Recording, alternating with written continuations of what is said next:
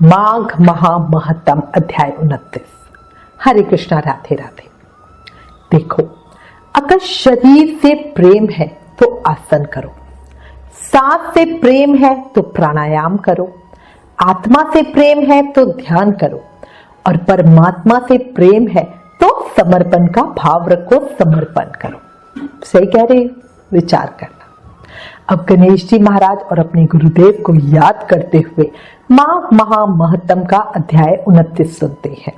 गौड़ा पुत्र गणेश है, पिता जिनके महेश है, लड्डू जिनका भोग है, मूषक है सवारी, सुख करता दुख हरता जग पालनकारी। बोलो गणेश जी महाराज की जय। गुरु की महिमा का क्या मैं बखान करूं, गुरु ही है मेरे ईश्वर, इस सच को मैं स्वीकार करूं। बिना गुरु जीवन में तम ही तम छाया है, गुरु है मेरे सूर्य जो सच्ची राह पर मुझे चलना सिखाया है। बोलो गुरुदेव महाराज की जय। कल हमने माघ महामहत्तम के अध्याय 28 में ब्राह्मण कन्याओं द्वारा वर्णित दान, भक्ति, एकादशी व्रत और माघ स्नान का फल सुना। अब आगे ब्राह्मण कन्याओं का विवरण सुनकर राजा दिलीप महर्षि वशिष्ठ जी से बोले, हे मुने, इन ब्राह्मण कन्याओं का वृत्तांत सुनकर मुझे कुछ असमंजस सा हो रहा है। महर्षि वशिष्ठ जी मुस्कुराए और बोले, राजन, माघ स्नान और उपवास आदि महान पुण्य करने वाले मनुष्य इसी प्रकार दिव्य लोकों में आते जाते रहते हैं। प्राचीन काल में पुष्कर ब्राह्मण भी यमलोक में गए थे और वहां बहुत से नरकीय जीवों को नरक से निकालकर फिर पहले की तरह ही अपने घर में रहने लगे। त्रेता युग में जब भगवान श्री रामचंद्र जी राज्य करते थे, तब भी एक समय किसी ब्राह्मण का पुत्र मर के यमलोक में गया और पुनः वो जी उठा। क्या ये सारी बातें तुमने नहीं सुनी? देवकी नंदन श्री कृष्ण ने अपने गुरु संदीपनी मुनि के पुत्र को, जिसे बहुत दिन पहले ही मगरमच्छ ने अपना ग्रास बना लिया था, उसे श्री कृष्ण ने यमलोक से आग लाकर गुरु को अर्पित किया था। इसी प्रकार और भी कई मनुष्य यमलोक से वापस लौट कर आए हैं। इस विषय में संदेह नहीं करना चाहिए। अच्छा बताओ, अब और क्या सुनना चाहते हो? राजा दिलीप ने पूछा, हे गुरुवर, पुष्कर नामक शेष ब्राह्मण कहाँ के रहने वाले थे? वे कैसे यमलोक में आए और किस प्रकार उन्होंने नरक से पापियों का उद्धार किया? महर्षि वशिष्ठ जी बोले, हे राजन, मैं अब तुम्हें महात्मा पुष्कर के पवित्र चरित्र का वर्णन करता हूँ। ये सब पापों का नाश करने वाला है, इसलिए सावधान होकर सुनो। महात्मा पुष्कर नंदी ग्राम के निवासी थे। वे सदा अपने धर्म के अनुष्ठान में लगे रहने वाले और सब प्राणियों के हितैषी थे। सदा माघ स्नान और स्व अध्याय में लगे रहते तथा समय पर अनन्य भाव से श्री विष्णु की आराधना किया करते थे।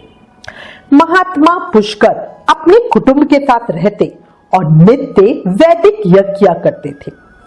राजन, वो हर समय विष्णु, कृष्ण, दामोदर, अच्युत, गोविंद, अनंत, देवेश्वर इत्यादि रूप से केवल भगवान नामों का कीर्तन करते थे।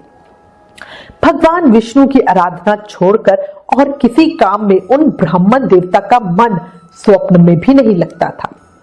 एक समय सूर्य पुत्र यमराज ने अपने भयंकर दूतों को आज्ञा दी, जाओ नंदी ग्राम निवासी पुष्कर नामक ब्राह्मण को यहाँ पकड़ कर ले आओ। ये आदेश सुनकर और यमराज के बताए हुए पुष्कर को ना पहचानकर वे यमदूत इन महात्मा पुष्कर को ही यमलोक में पकड़कर ले गए। महात्मा पुष्कर को आते देख यमराज मन ही में भयभीत हो गए और आसन से उठ के खड़े हो गए। फिर महात्मा पुष्कर को आसन पर बिठाकर उन्होंने दूतों को फटकारा और कहा, तुम लोगों ने ये क्या किया? मैंने तो दूसरे ब्राह्मण पुष्कर को लाने को कहा था। तुम लोगों के विचार कितने पापपूर्ण हैं। भला सब धर्मों के ज्ञाता, विशेषता भगवान विष्णु के भक्त, सदा माघ स्नान करने वाले और उपवास परायण महात्मा पुरुष को यहाँ मेरे समीप क्यों लाए हो? दूतों को इस प्रकार डांटकर यमराज ने महात्मा पुष्कर से कहा, हे ब्राह्मण श्रेष्ठ, तुम्हारे पुत्र और स्त्री आदि सब बांधव बहुत व्याकुल होकर रो रहे हैं, अतः तुम अभी वापस जाओ। तब महात्मा पुष्कर ने यमराज से कहा, भगवान, जहां पापी पुरुष यम यातनाएं भोगते हैं, मैं उन सब नरकों को देखना चाहता हूं। अब ये सुनकर सूर्य पुत्र यमराज ने महात्मा पुष्कर को सैकड़ों और हजारों नरक दिखलाए। महात्मा पुष्कर ने देखा पापी जीव नरकों में पड़कर बड़ा कष्ट भोगते हैं।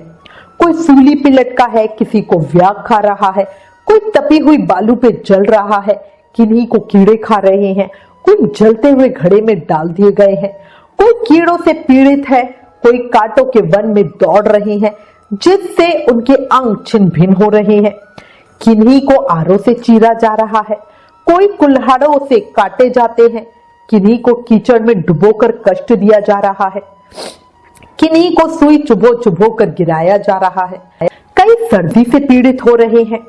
इस प्रकार जीवों को नरक में पड़कर यातनाएं भोगता देख महात्मा पुष्कर को बड़ा दुख हुआ।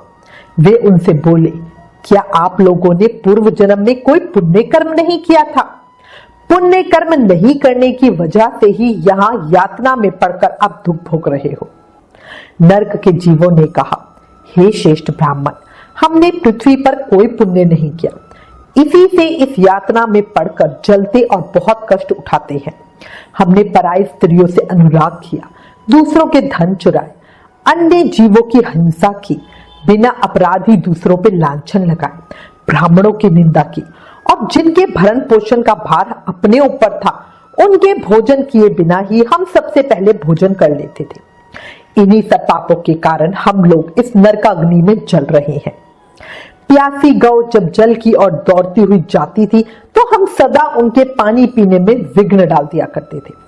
गौओं को कभी खिलाते पिलाते नहीं थे, फिर भी उनका दूध धोकर पेट पालने में लगा रहते थे। याचकों को दान देने में लगे हुए धार्मिक पुरुषों के कार्य में रोड़े अटकाया करते थे। अपनी स्त्रियों को त्याग दिया था, व्रत से भ्रष्ट हो गए थे, दूसरे के अन्न में ही सदा रुचि रखते थे, पर्वों पर भी स्त्रियों के साथ रमन करते थे। ब्राह्मणों को देने की प्रतिज्ञा करके भी लोभवश उन्हें दान नहीं देते थे और उनकी धरोहर भी हड़प लेते थे। मित्रों से द्रोह करते तथा झूठी गवाही देते रहते थे। इन्हीं सब पापों के कारण आज हम यहाँ दुखी हो रहे हैं। महात्मा पुष्कर ने कहा, क्या आप लोगों ने भगवान जनार्दन का एक बार भी पूजन नहीं किया? अगर किया होता तो आप ऐसी भयानक दशा को ना पहुंचते। जिन्होंने समस्त लोकों के स्वामी भगवान पुरुषोत्तम का पूजन किया है उन मनुष्यों का मोक्ष तक हो सकता है, फिर पाप क्षय होने की तो बात ही क्या है। आप लोगों ने श्री पुरुषोत्तम भगवान के श्री चरणों में मस्तक भी नहीं झुकाया है, इसी से आपको इस अत्यंत भयंकर नरक की प्राप्ति हुई है। अब यहाँ हाहाकार करने से क्या लाभ? निरंतर भगवान श्री हरि का स्मरण कीजिए। वे श्री विष्णु समस्त पापों का नाश करने वाले हैं। मैं भी हर समय जगदीश्वर भगवान के पवित्र नामों का कीर्तन करता हूँ। वे नाम निश्चय ही आपका कल्याण करेंगे। नरक के जीवों ने कहा, हे ब्राह्मण देव, हमारा अंतकरण अपवित्र है, हम अपने पापों से बहुत दुखी हैं। ऐसे समय में आपके शरीर को छूकर बहने वाली वायु ही हमें परम आनंद प्रदान कर रही है। हे धर्मात्मा, आप कुछ देर यहाँ ठहरिए, जिससे हम दुखी जीवों को कुछ तो सुख मिल सके। ब्राह्मण, आपके दर्शन से ही हमें बड़ा संतोष हो रहा है। हम पापी जीवों पर भी आप कितनी दया कर रहे हैं। यमराज ने उसी समय कहा, धर्म के ज्ञाता महात्मा पुष्कर, तुमने नरक देख लिया, अब जाओ, तुम्हारी पत्नी दुख और शोक में डूबकर रो रही है। महात्मा पुष्कर बोले, भगवान, जब तक इन दुखी जीवों की आवाज कानों में पड़ती रहेगी तब तक मैं कैसे जाऊं, आप ही बताएं। क्या जाने पर भी वहां मुझे सुख मिलेगा? आपके दूतों की मार खाकर जो आग के ढेर में गिर रहे हैं उन नरकीय जीवों को यह दिन रात की पुकार सुनिए। कितने ही जीवों के मुख से निकली हुई ये ध्वनि सुनाई देती है, हाय मुझे बचाओ, मेरी रक्षा करो, रक्षा करो। समस्त भूतों के आत्मा और सबके ईश्वर सर्वव्यापी श्री हरि की मैं नित्य आराधना करता हूँ। इस सत्य के प्रभाव से नरकीय जीव तत्काल मुक्त हो जाए। भगवान विष्णु सब में स्थित है और सब कुछ भगवान विष्णु में स्थित है। इस सत्य से नर के जीवों का तुरंत दुखों से छुटकारा हो जाए। हे कृष्ण, हे अच्युत, हे जगन्नाथ, हे हरे, हे विष्णु, हे जनार्दन, यह नर्क के भीतर यातना में पड़े हुए इन सब जीवों की रक्षा कीजिए। महात्मा पुष्कर के द्वारा उच्चारित भगवान के नाम सुनकर वहां नर्क में पड़े हुए सभी पापी तत्काल उनसे छुटकारा पा गए। वे सब बड़ी प्रसन्नता के साथ महात्मा पुष्कर से बोले, हे श्रेष्ठ ब्राह्मण, हम नर्क से मुक्त हो गए। इससे संसार में आपकी अनुपम कृति का विस्तार हो। यमराज को भी इस घटना से बड़ा विस्मय हुए। वे महात्मा पुष्कर के पास जा प्रसन्नचित होकर वरदान द्वारा उन्हें संतुष्ट करने लगे। वे बोले, हे धर्मात्मा, तुम पृथ्वी पर जाकर सदा वहीं रहो। तुम्हें और तुम्हारे सहृदयों को भी मुझसे कोई भय नहीं है। जो मनुष्य तुम्हारे महत्तम का स्मरण करेगा उसे मेरी कृपा से अब मृत्यु का भय नहीं होगा। इसके बाद महर्षि वशिष्ठ जी कुछ रुके, फिर पुनः बोले। यमराज के इस प्रकार कहने पर महात्मा पुष्कर पृथ्वी पे लौट आए और यहाँ पहले की तरह ही स्वस्थ हो भगवान मधुसूदन की पूजा करते हुए रहने लगे। राजन, मेरे द्वारा कहे हुए महात्मा पुष्कर के इस महात्म को जो सुनता है उसके सारे पापों का नाश हो जाता है। भगवान विष्णु का नाम कीर्तन करने से किस प्रकार नरक से छुटकारा मिल जाता है, ये प्रसंग मैंने तुम्हें सुना दिया। आदि पुरुष परमात्मा के नामों की थोड़ी सी भी स्मृति संचित पापों की राशि का तत्काल नाश कर देती है। ये बात प्रत्यक्ष में देखी गई है। फिर उन जनार्दन भगवान के नामों का भली भांति कीर्तन करने पे उत्तम फलों की प्राप्ति होगी ही होगी। इसके लिए तो कहना ही क्या है। माघ महामहत्तम अध्याय 29 समाप्त। अंत में कहूंगी, किसी को डर है कि भगवान देख रहा है और किसी को भरोसा है कि भगवान देख रहा है। सही है? आपका क्या विचार है? देखो, भाग्य के दरवाजे पर सर पीटने से अच्छा है कि आप कर्मों का तूफान पैदा करो। दरवाजे अपने आप खुल जाएंगे। शास्त्रों में क्लियरली बताया हुआ है, याद रखो, कलयुग केवल नाम अधारा। कलयुग में सिर्फ नाम जाप से ही हमें कृष्ण प्रेम, भक्ति, मुक्ति, शक्ति सब मिल सकती है।